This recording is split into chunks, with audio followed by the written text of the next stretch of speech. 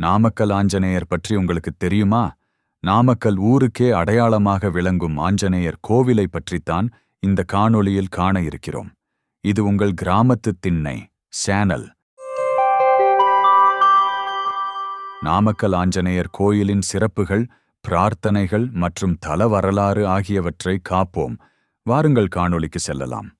இந்த ஆஞ்சநேயர் சிலை 18 அடி உயரம் கொண்டது. ஒரே கல்லால் செதுக்கப்பட்டது. இவருக்கு மேலே கோபுரம் மற்றும் கூரை கிடையாது. வெட்டவெளியில் வானமே கூரையாக நின்று ஆஞ்சநேயர் அருள் பாலிக்கிறார். இவரது கண்கள் நேராக மலையில் உள்ள நரசிம்மரின் பாதத்தை பார்த்தபடி இருக்கும். இடுப்பில் கத்தியுடனும் கையில் ஜெபமாலையுடனும் காட்சியளிப்பது தனிச்சிறப்பு.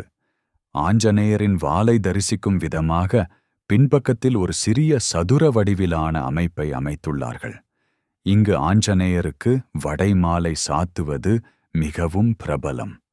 உடல் ஆரோக்கியம் மற்றும் வேண்டுதல்கள் நிறைவேற வெண்ணெய் சாத்தி வழிபடுகின்றனர். சனிக்கிழமைகளில் வெற்றிலை மாலை சாத்துவதும் விசேஷம். மாணவர்கள் தேர்வில் வெற்றி பெற ஸ்ரீராம ஜெயம் எழுதி ஜன்னலில் கட்டித் தொங்கவிடும் வழக்கமும் இங்குள்ளது. மக்கள் அனைவரும் ஜெய் ஆஞ்சநேயா ஜெய் ஆஞ்சநேயா இன்று பக்தி முழக்கமிட்டு ஆஞ்சநேயரை வழிபட்டு செல்கின்றனர். அனுதினமும் ஆஞ்சநேயர் வழிபட மக்கள் கூட்டத்தினர் திரளாக வருகின்றன. ஆஞ்சநேயர் ஏன் இங்கு கூரை இல்லாமல் இருக்கிறார் என்று உங்களுக்கு தெரியுமா? ஏனெனில் ஆஞ்சநேயர் நேபாளத்திலிருந்து சால கிராமத்தை கொண்டு வந்தபோது இங்குள்ள நரசிம்மரை தரிசிக்க அதை கீழே வைத்தார். திரும்பி வந்து பார்த்தபோது அது மலையாக மாறியிருந்தது.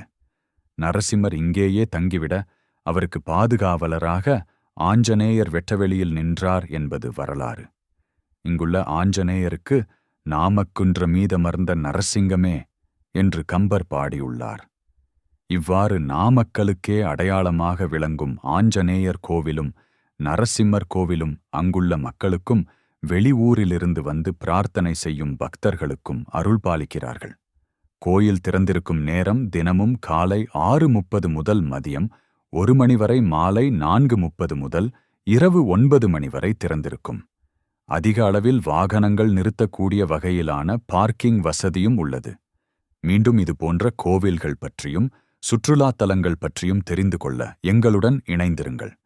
இந்த காணொளி உங்களுக்கு பயனுள்ளதாக இருந்தால் லைக் செய்து ஷேர் செய்து கிராமத்து திண்ணை என்கிற யூடியூப் சேனலை சப்ஸ்கிரைப் செய்து கொள்ளுங்கள். நன்றி, வணக்கம்.